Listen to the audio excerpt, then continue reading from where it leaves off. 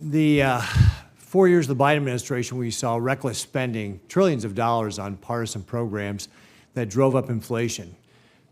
Average family in America had to pay $13,000 more to have the same standard of living after Biden as they did before Biden. And so, Mr. Gordon, I think you reflected that in your testimony, that inflation was the primary driver of that.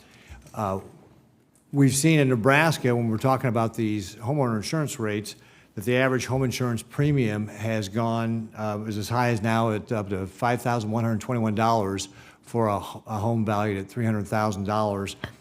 The average home insurance annual premium rate in the U.S. last year was $51. So that's a difference of $2,970 that Nebraska pays higher in insurance premiums than the average in the rest of the country. That's a 1-2 punch for homeowners who have just experienced 4 years of high inflation, where we've seen all these costs for everything from groceries to gasoline go up, and then they have to pay that as well. Now, one of the things that we have in Nebraska is we do have weather. We've had since I was a kid. We had a 1975, we had a tornado that came through Omaha. We had another tornado came through last year, so about once every 50 years or so, we've experienced that in Omaha. But in Fremont, actually, 4 out of the last 5 years, they've had hail. Just recently, they had 4-inch hail. Now, unless we're talking about microclimate change, Fremont's a community that's 45 minutes from Omaha, yet that hail didn't really impact any of their communities. It was just bad luck that Fremont got hit with that. So I think it's hard to say that climate change is going to be the primary driver of that. But Mr. Gordon, I wonder if you could comment on, do you have some thoughts on specifically Nebraska, why we've seen these homeowner insurance rates go up? Have you got any specific data with regard to Nebraska? So we do have specific data on Nebraska. The NAIC just released, and we'll provide that to your office. I will just say Nebraska is a great place to live, and one of the trends— I love living there. We got the best place in the world. I agree. One of the trends we've seen accelerating after the pandemic is people moving to states and building nicer, more expensive homes. And then you add 40-year record inflation, and then you add on top of that even higher inflation in the building materials and supplies.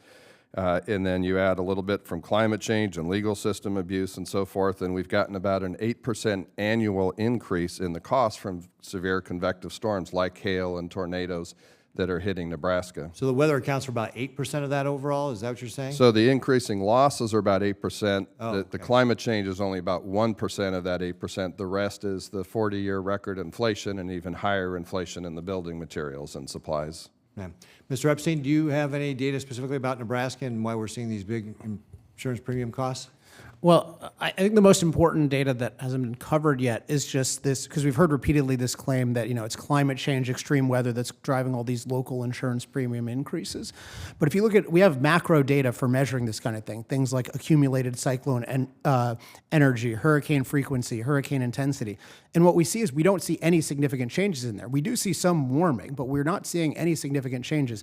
The hypothetical changes are in the future. We also see, adjusted for GDP, globally damages are not going up. So if we have an insurance premium thing, it's not going to be driven by climate. It's driven by other things, including lack of resilience and or subsidizing people to take on way too much risk. And it's really simple. Just we need to stop, through all these disaster relief things, we need to stop subsidizing people for taking risks and make others do it. That's just leading to all these cascading problems, and there's no way around that. So, Mr. Epstein, if I understand what you're saying, one of the things you're saying is, hey, if you look over at least as long as we've got data, which is probably like the last 100 years, we've probably got really good data, and you look at the occurrences like things like tornadoes in Nebraska or hurricanes in the Gulf, they aren't occurring any more or less than they were. Yeah, there's just not statistically significant trends. There's projections about the future of like storms will become 10% more intense and less frequent, which that itself is not very dramatic. It's just you can have mild change that's just not that discernible. It's just not that big a factor, and we have to be real about that. It's real, it's just small, and we don't even know if it's net negative in terms of these extreme weather issues. Mm-hmm.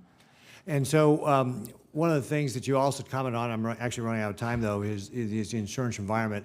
And I just want to highlight in Nebraska, we actually have a great insurance department. We don't have some of the problems that you described, Mr. Epstein, with California with regard to that. And they really do a wonderful job. In fact, Nebraska is one of the leaders in the insurance marketplace.